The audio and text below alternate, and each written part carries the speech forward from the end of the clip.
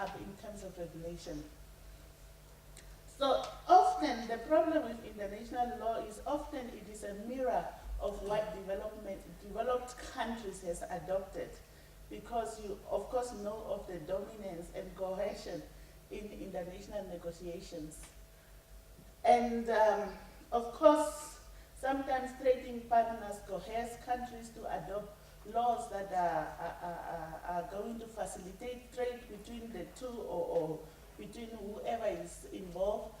But then that also has got some dominant influence in the fact that those who are advanced would often act as technical experts and then bring whatever is already adopted in their countries to be implemented, which might actually be a good thing because we are learning from experiences, but then that has an effect of adopting what they have adopted in their countries.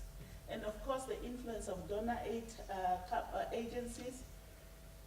So the result of this is that complex regulatory regimes in developed countries are actually, yeah, I've said that actually. So one other issue that we need to look at is also how trading patterns are redefined by consumer preference in developed countries. For example, we had the issue of the beef markets that we had in the EU, with the EU, and then there was this perception that the EU is anti-GM, and then our GM, our beef farmers were worried that their beef will be rejected. So they were really pushing for a GM-free sort of country, so that their beef would not be rejected, and they thought they were actually using national justifications. It's a national thing. We don't have to lose this market. We lose a big chunk of money that is coming for national development. But eventually, it transpired that it was not the case, and that this was just a niche market in the European Union that was having some GM-free preference in terms of beef, and that it was not an EU policy at the end. But that was, if it was true, it was going to redefine our trading patterns and how we adopt or not GMs in our country. So consumer concerns and polarized debates often hampers adoption of GMOs or in some countries, and thus trade in GM biotech products. This is just to show you that there are certain things that where we see the benefit of the technology might be of hindrance, but that we need to address as regulators. So regulating biotech in SADC. The debates regards biotechnology regulations started in the early 90s, but it was mainly driven by scientists because they wanted to engage with the technology, they wanted to do research and use it, and they then took it proactively upon themselves to push regulators to develop biotech regulations. I think South Africa is a classical example, and also in Namibia it was really the scientists. That's why up to today the University of Namibia is still instrumental in the biotech regulations development. But there were some international and regional issues that actually expose or that actually position the agency of the biosafety agenda in the political sphere. And that was the Zambian food aid that you have heard about. And also there was a de facto moratorium that was instituted by the CBD in 2002 against the Terminator technology. So the discussions around these events eventually reach political spheres, politicians, and it also shows that their countries were not really prepared to deal with these things that might eventually show up at their doors.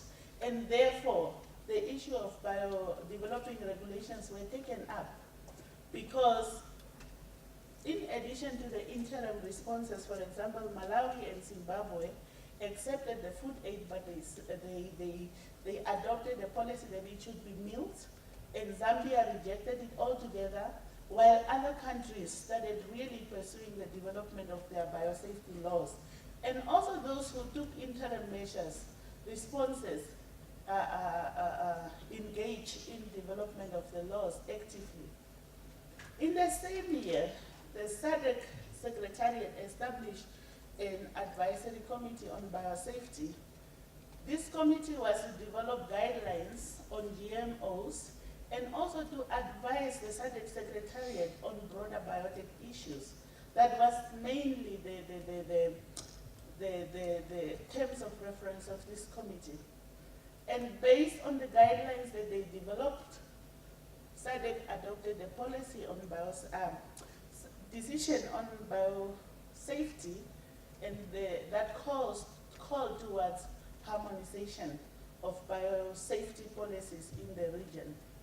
However, the efforts to harmonize biosafety policies in the region failed, and I'll come to some of the reasons why it has probably failed. But also, in the following year, the African Union adopted the African Model Law on Biosafety. But to this day, it is difficult to ascertain whether countries have used this model law as guidelines, or whether they have used that as the basis of their national legislation. And there is a number of issues that is raised regards this law. But what I'm basically saying is that it is just lying somewhere. Unless I've missed a country that has really used it actively in guiding their biosafety efforts. Now, as we have discussed throughout the week, there are really some benefits that we can, as SADC countries, draw from harmonizing our biosafety policies. And it could be issues like addressing challenges that we get as a result of the porosity of our borders. As we know, somebody said my relatives are in Namibia and in Zambia, especially those of us who come from the Caprivi region, and we share seats.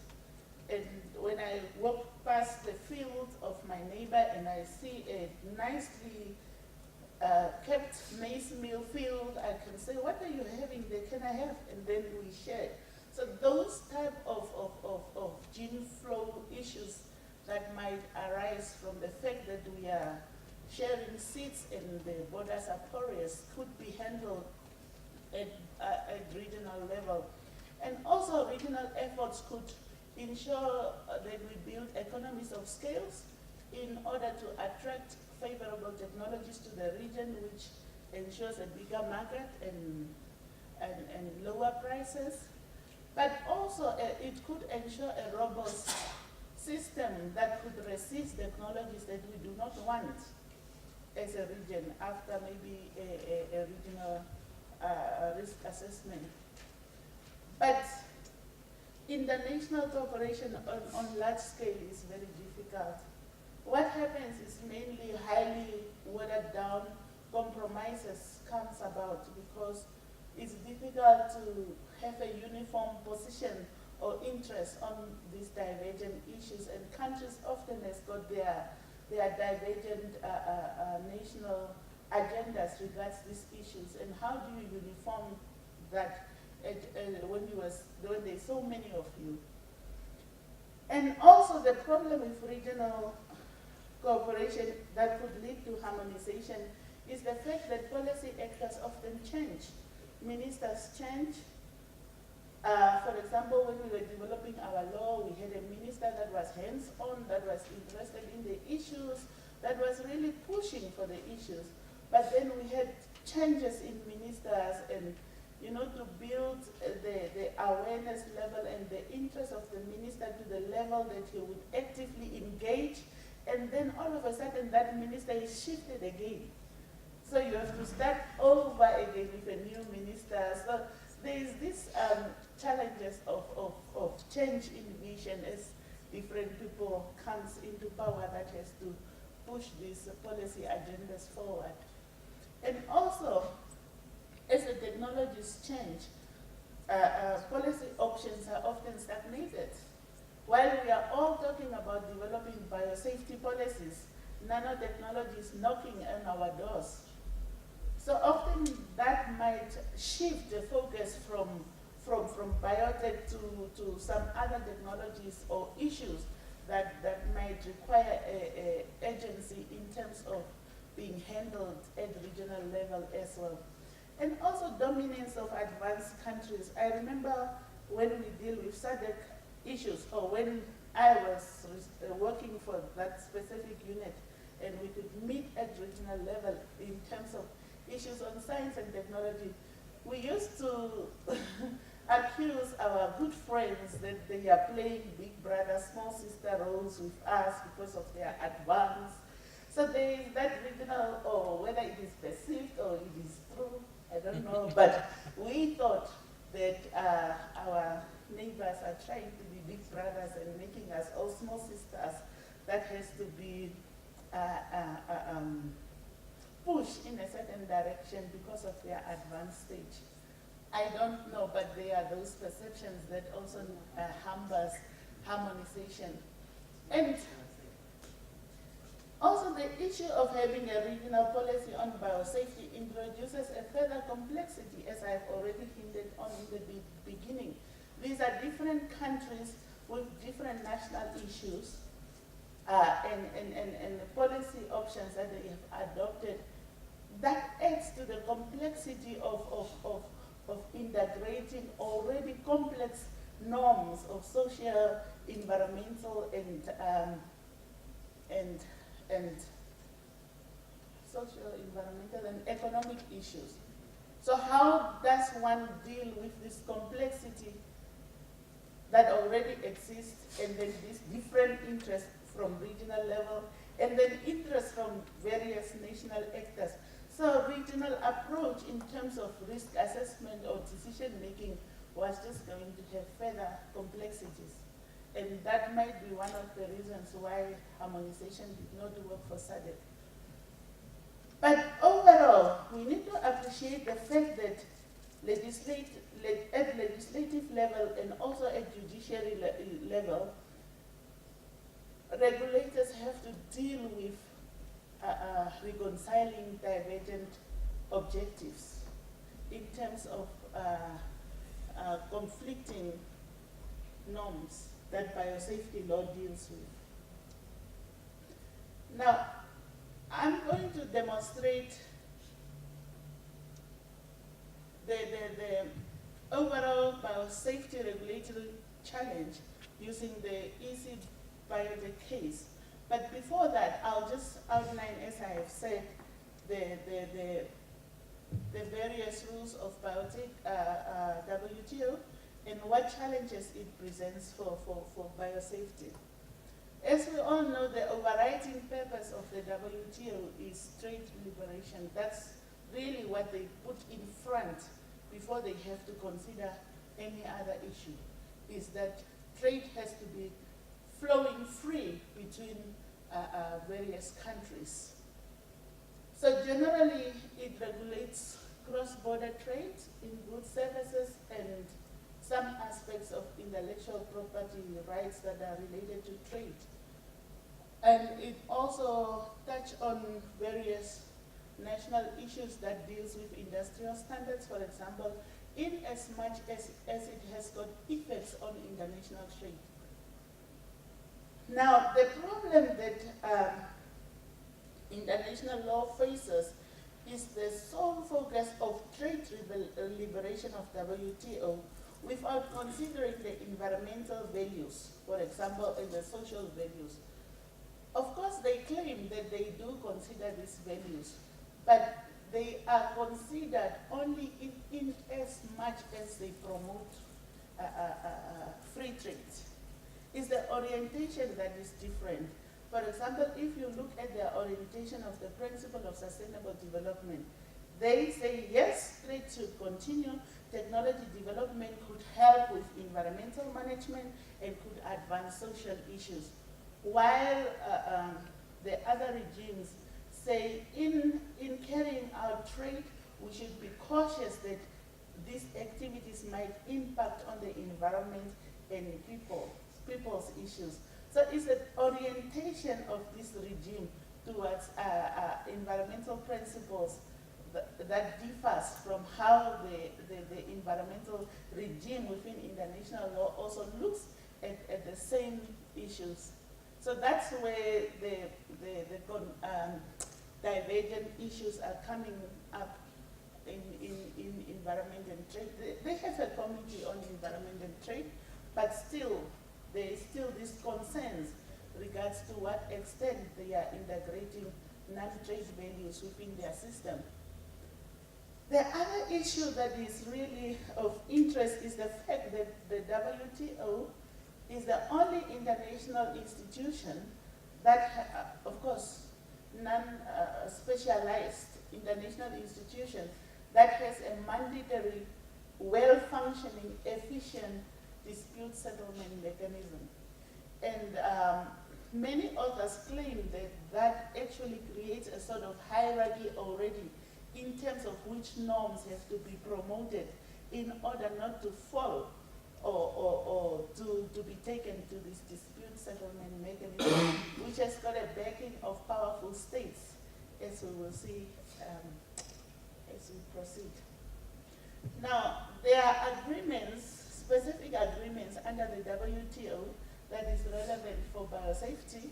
One of them is the General Agreement on Trade and Tariffs, which really applies to all measures of international trade, and it has got three key provisions that specifically relates to trade in biotech products, and that's the most favored nation principle, which is, says that in applying favorable measures to products that you are, for example, exporting to various countries, don't have more favorable conditions for products that goes to a specific country than the other. So all products should be able to be handled favorably, whatever way you choose and wherever they are going. And the second treatment is principle is the national treatment principle, which deals with the issue that you should treat all products that are alike the same, whether they are imported or they are of national origin. And then the article that deals with quantitative restrictions prevents prohibitions or quantitative measures. And this would be partial prohibitions in terms of trade quotas, or this could be full prohibitions, as we have been discussing, and those would be the bans that we have been talking about throughout the week as well.